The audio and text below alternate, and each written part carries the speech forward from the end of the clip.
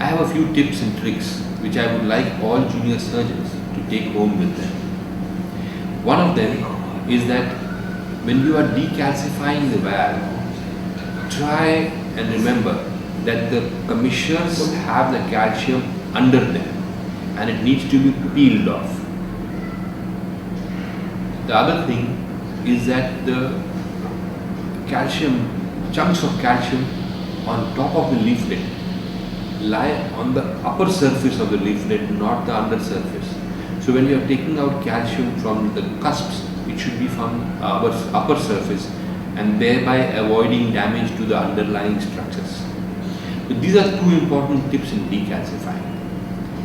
Avoid the rongeur if possible, especially in the area between the non-coronary cusp and the right coronary cusp, because just underneath is the bundle, and inappropriate use of a blind instrument will damage the node. We cannot afford to have heart block in more than 1 to 2% of patients. The other thing which I would like to mention when we are using a biological valve is that when tying the knots down, it is easy to get the knot stuck around the post, and when it is stuck around the post of the leaflets, we will push the knot down and the knot will tear the leaflet, the prosthetic valve leaflet, as it's tying down.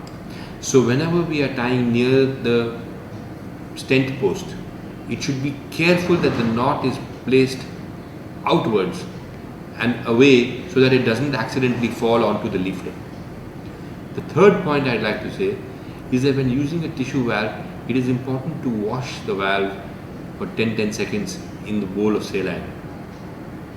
It washes off the preservative, and if not done, it has its own adverse effects.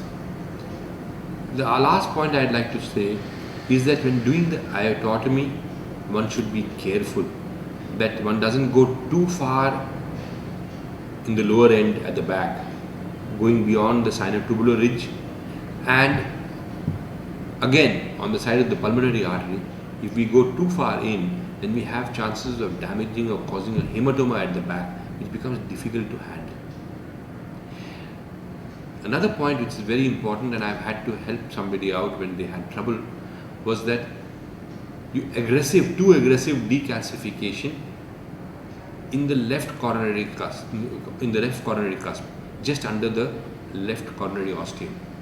Aggressive decalcification and trimming and cutting of the valve leaflet at that point led to a perforation between the mitral valve and the posterior part of the aorta.